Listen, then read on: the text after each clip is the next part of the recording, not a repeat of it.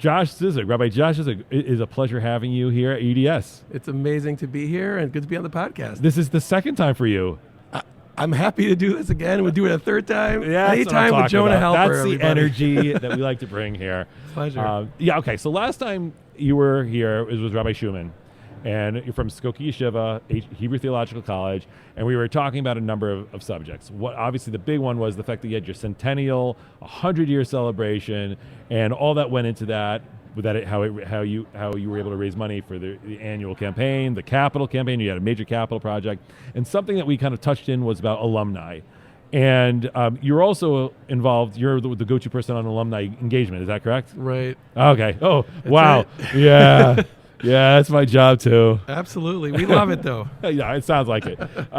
So I want to talk about it today because it obviously comes up a lot. We have obviously an audience of 3,000 plus Jewish day school professionals listening to the podcast, and many of the organizations we talk to flirt with the idea of doing something more intentional with alumni.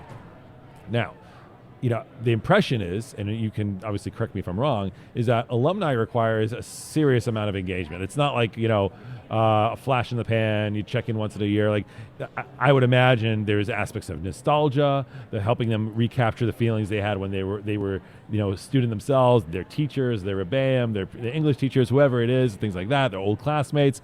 And then, of course, you want to be able to communicate the work that you're doing today.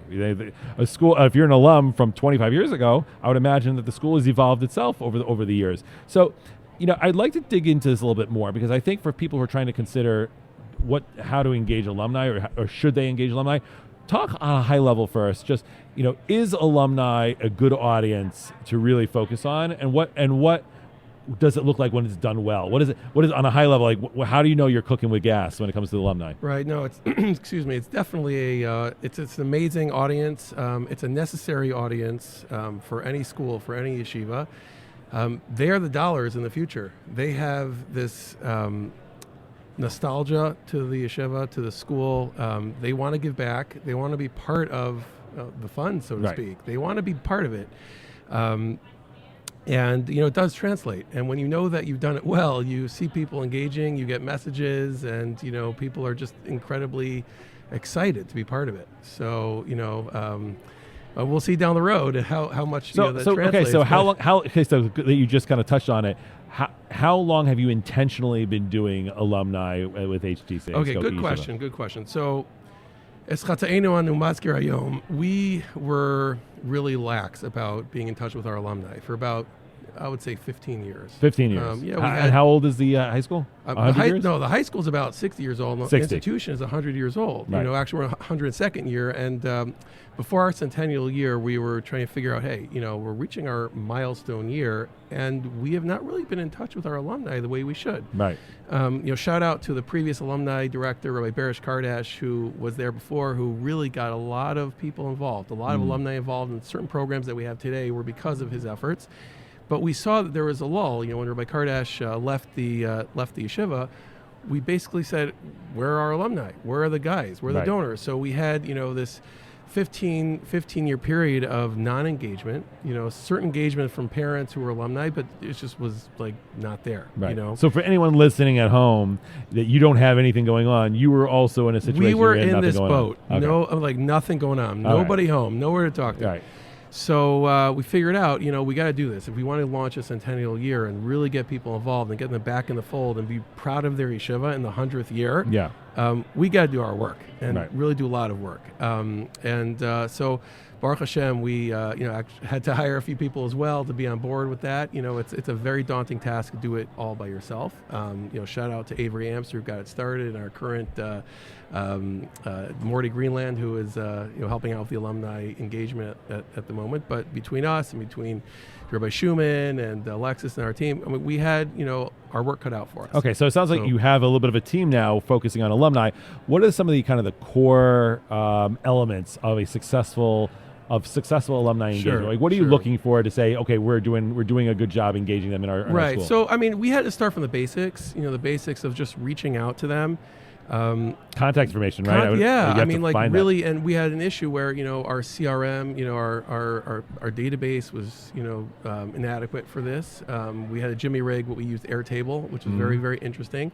But reaching out to alumni, finding out where they're living, what they're up to, and even that alone, that exercise of reaching out to them was invaluable. It was huge. They, oh my gosh, you're reaching out. You want to hear what I have to offer. Right. Like, interesting. I haven't heard from you guys in 20 years. And we're collecting, phone information and emails and, just trying to prime them. Hey, get involved. There's more info coming, more stuff coming. So doing that dirty work of just legwork and just really, it was a grind, and getting to people. That's never the fun part. No matter who the audience is, trying to gather information is not the fun part. It's not fun, but necessary. And if you do it, it is rewarding. Did you use like class captains or like some people who how did you use key people who are the connectors to get access to? Yeah, we did. We had class captains and we had, we tried, but ultimately in the end of the day, if you want to get it really done, you got to do it yourself. Oh, no. Yeah, unfortunately, but truth be told is that, when we put forth the effort for it, it really paid dividends, Okay. So what kind of programs are you doing that really engage alumni? So I'll tell you. So part of this was engaging alumni with content,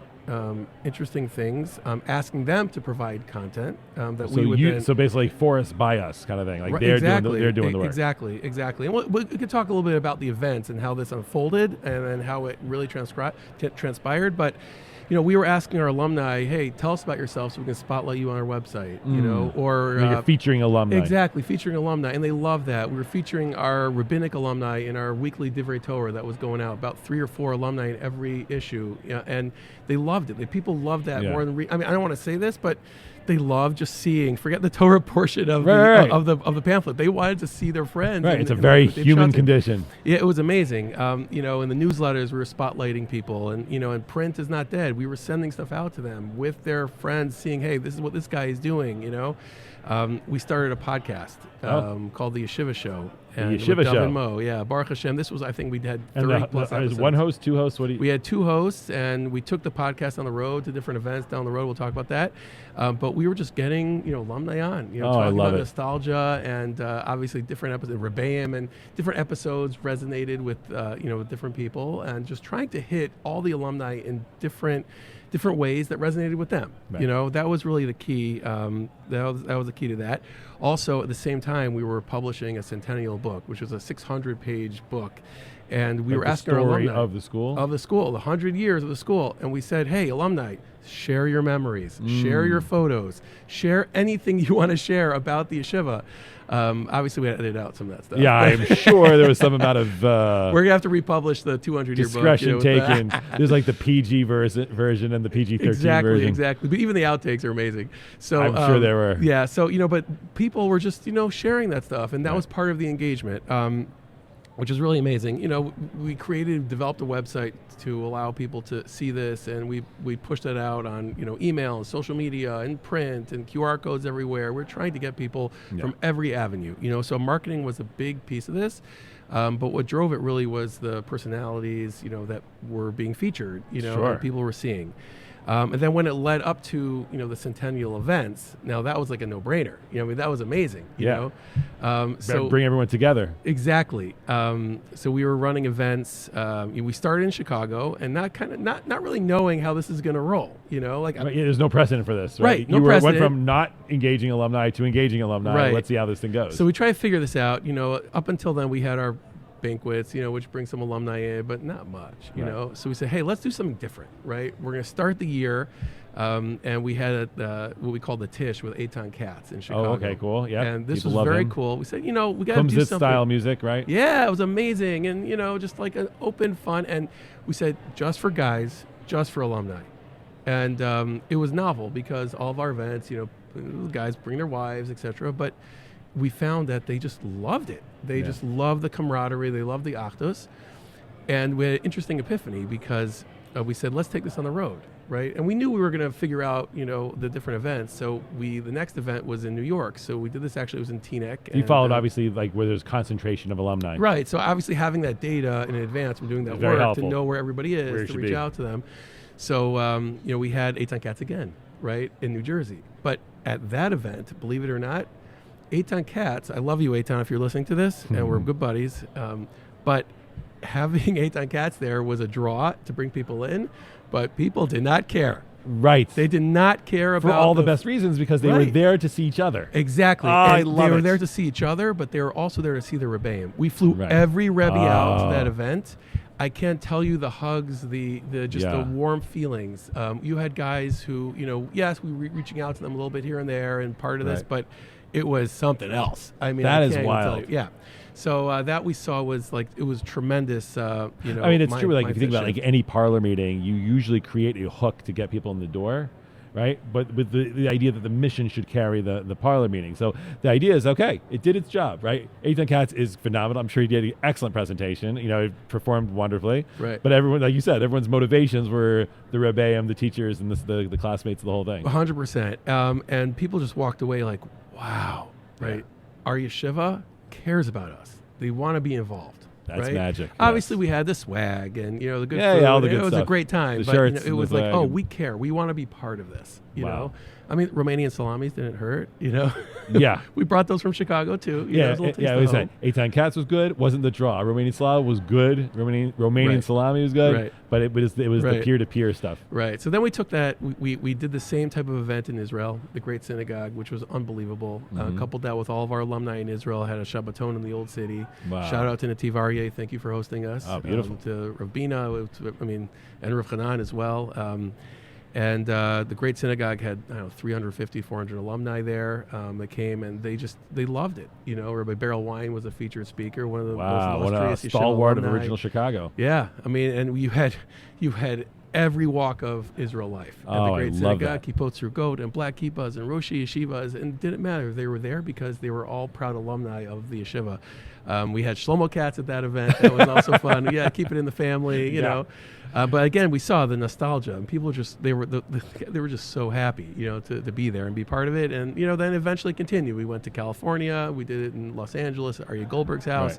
We did it in Florida at Ronan's house in Hollywood. So it sounds like a couple of things. One is, it has to be truly focused on the interests of the alumni, and number two, it has to be consistent, because all the things that you're describing, a podcast or a series of parlor meetings or events, and it's not just a flat. You have to invest in it. Yes. You got to do it. If you're going to do it, you got to do it right, and you got to do it often. Right. You got to do it often, do it well, consistent, and it was a grind. Even listen, you run a podcast. Yeah. It's not easy. No. Getting all the all the it's fun for the first one or two. You're like, it's all fresh. Right. And then you're like, oh, I got to keep doing this again. No, everybody, I love the podcast. Yeah, but like anything else, there's a honeymoon period, and then the idea of like, okay, this is a job, and you've got to be consistent. Right. And if you want your audience to predict what you're going to do and feel dependent on what you're going to do, then they need to count on you. Right. So, yeah. 100%. And another thing we did, I'll just share this, it was just really, really meaningful, is that during the centennial year, we were also honoring our Rosh Yeshiva.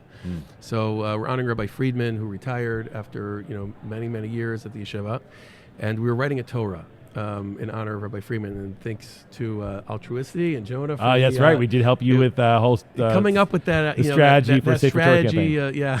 Yeah, you're not going to get that from someone who's not from the Jewish, the religious world. The idea of a campaign strategy around doing a Torah campaign. But I'll tell you, it was genius. Yeah. Because at the time we didn't think of this aspect of it. We said, hey, let's just do a Torah campaign, and people. Well, you're trying to find a way to raise money on an annual campaign level to support the operating budget in a year that you're making serious centennial asks. Correct. Capital campaign asks. So to find out something like a Safer Torah campaign where now it's being applied to this project, it makes it like, oh, okay, well, obviously you're being solicited for a capital campaign, but then I have a Safer Torah presented in front of me, and that helps you in the here and now. Correct. So that was the kind of the where it came from. But your ability to take it like on the road, and the way you did your Safer Torah campaign, no one else did it this way. It was really cool. We took a urea from the Torah, a page from the Torah at every event. There was a sofer at every event.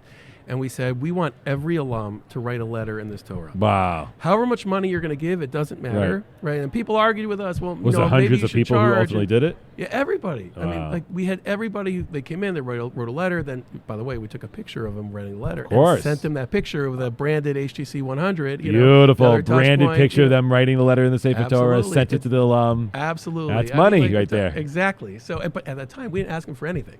we just said, we want you to participate, Right. and it actually paid dividends, because down the road when we, had the big fundraising push and people were really engaged. Let's talk about fundraising for a brief moment, because obviously fundraising can be something that helps build equity. Like, in the fundraising could be a solicitation in a way that makes the donor closer to the organization than they ever were. And fundraising can also be a very transactional, ATM style, thank you for your gift and see you next year. So how, with all this heavy engagement that you've done, right? So that's clearly you're playing for keeps, right? Like, you're really taking it seriously. So how does fundraising come into to play where it supports that type of relationship that you have with the alumni? Right. Good question. I mean, the goal of the whole campaign and really all the Centennial activities was to make it less transactional.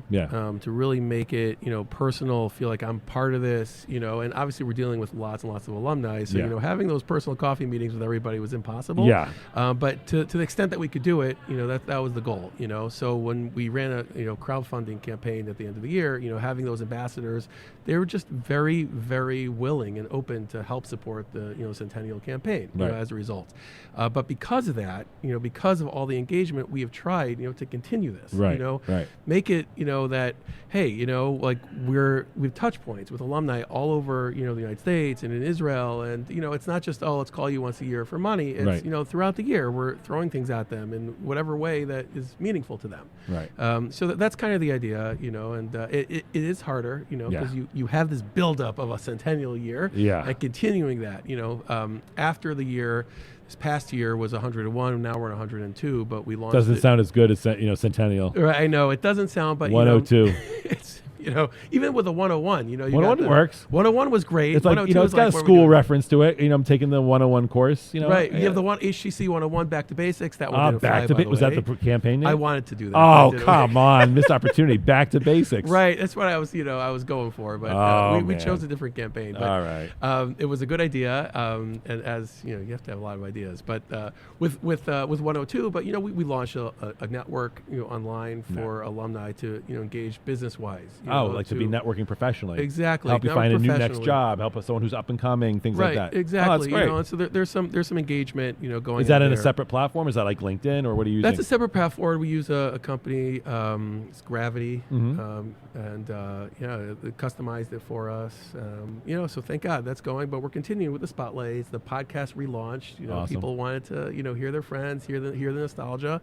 And wherever we go, we just try to continue that. So. All right, Josh Zisook, thank you so much for your time. It was incredibly helpful, and I hope that for those people who are listening, who are thinking about alumni, they don't get too scared off. I understand what you're saying. Someone who's listening might go, "Whoa, like it's a major commitment," but I would suspect that if they're willing to do one or two things and be consistent about it, it can grow from there. They don't have to go hire 4 team members to 4 professional staff to come manage the whole thing.